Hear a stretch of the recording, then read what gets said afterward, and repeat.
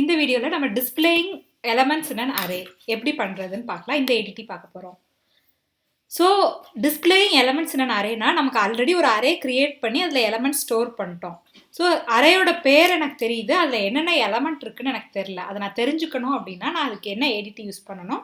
Display அப்படிங்கிற எடிட்டி. டிஸ்பிளேக்கு இன்னொரு பேர் ட்ராவர்ஸ். நீங்கள் ட்ராவர்சிங் அண்ட் அரேன்னு கூட நீங்கள் சொல்லிக்கலாம்.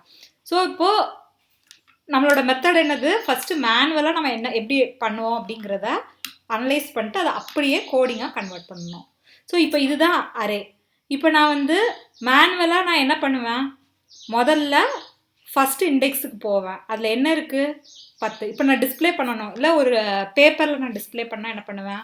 அரேயோட ஸ்டார்டிங் பொசிஷனுக்கு போவேன். அதில் என்ன இருக்குதுன்னு பார்ப்பேன், அதை பேப்பரில் எழுதுவேன். இப்போ ஃபஸ்ட்டு பொசிஷனில் 10 இருக்குது, நான் 10 எழுதுவேன். அடுத்து நான் என்ன பண்ணுவேன்? ஃபஸ்ட்டு பொசிஷன்லேருந்து அடுத்த பொசிஷனுக்கு நான் போவேன். அதில் என்ன இருக்குது? 20 இருக்குது. அப்போ 10க்கு பக்கத்தில் 20 எழுதுவேன். அடுத்தது அடுத்த பொசிஷனுக்கு போவேன். அதில் என்ன எலமெண்ட் இருக்கோ அதை எழுதுவேன். இதே மாதிரி அகெயின் அண்ட் அகெயின் பண்ணுவேன். ஸோ இதை தான் நம்ம கோடிங்காக எழுத போகிறோம். அப்போ நம்ம அகெயின் அண்ட் அகெயின் பண்ணணும் அப்படின்னா நான் என்ன யூஸ் பண்ணணும்? லூப் யூஸ் பண்ணணும். லூப்னா எங்கே ஸ்டார்ட் ஆகுது? 0ல் ஸ்டார்ட் ஆகுது. எங்கே முடியுது? லாஸ்ட் எலமெண்ட்டுக்கு முந்தின நம்பரில் முடியுது. அப்போ எனக்கு ஸ்டார்டிங்கும் தெரியுது, எண்டிங்கும் தெரியுது. அடுத்தடுத்து வருது அப்படின்னா நான் என்ன லூப் யூஸ் பண்ணிக்கலாம்? ஃபார் லூப் யூஸ் பண்ணிக்கலாம். ஸோ நான் என்ன ஆக்ஷனை திரும்ப திரும்ப பண்ணுறேன், அந்த இடத்துக்கு போகிறது லூப்பே போயிடும். ஜஸ்ட் என்ன பண்ணுறேன், அதை எடுத்து இங்கே எழுதுகிறேன். இதே இது கம்ப்யூட்டர்லன்னு பார்த்தீங்கன்னா உங்களுக்கு பிரிண்ட் பண்ணணும். ஸோ printf அப்படிங்கிற லைனை நான் திரும்ப திரும்ப பண்ணுறேன். அப்போ டிஸ்பிளே பண்ணால் நான் ஃபஸ்ட்டு எனக்கு அவுட்புட் இந்த மாதிரி வேணும்னு வச்சுக்கோங்க. த அரே எலமெண்ட்ஸ் ஆர் அந்த மாதிரி ஃபஸ்ட்டு ஹெட்டிங் போட்டுட்டு அடுத்தது 10, 20 இந்த மாதிரி அடுத்தடுத்து வரணும். அப்படின்னா printf void display அப்படிங்கிறது நான் ஒரு ஃபங்க்ஷனாக எழுதிக்கிறேன். So printf the array elements are அப்படின்னு நான் அவுட்புட்டில் எழுதிக்கிறேன். ஸோ திரும்ப திரும்ப பண்ணணுங்கிறதுக்காக நான் ஃபார் லூப் யூஸ் பண்ணுறேன். லூப் இண்டெக்ஸ் அரேயோட இண்டெக்ஸ் 0ல் ஆரம்பித்து சைஸ் என்னன்னு வச்சுக்கிட்டிங்கன்னா என்க்கு முன்னாடி முடியுது.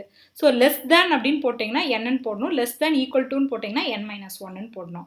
ஸோ லெஸ் தேன் என்னனாலே எண்ணுக்கு முன்னாடி. இப்போ என்னோட அரே சைஸ் 5 அப்படின்னு நான் எக்ஸாம்பிள் எடுத்திருக்கேன். 1 2 3 4 5 எலமெண்ட் இருக்குது. அப்போ 5 அப்படின்னா for i is equal to 0, i less than n.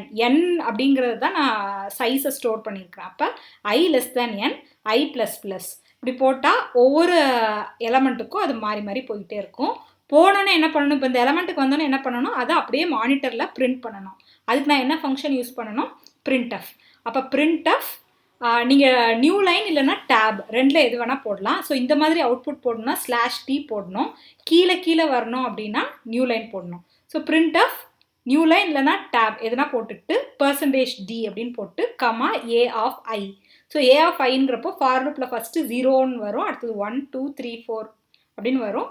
வரிசையாக 0th எலமெண்ட்லேருந்து 4th எலமெண்ட் வரைக்கும் பிரிண்ட் ஆகும்.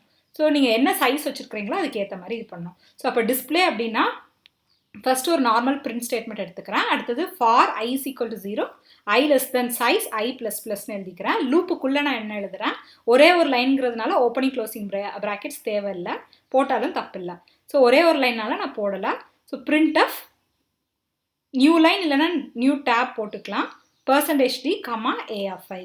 இது செஞ்சீங்கன்னா உங்களுக்கு டிஸ்பிளே முடிஞ்சிடும். ஸோ நெக்ஸ்ட் எடிட்டியில் எப்படி ஒரு எலமெண்ட்டை இன்சர்ட் பண்ணலான்னு பார்க்கலாம். Stay tuned to Eezytutorials. Thanks for watching.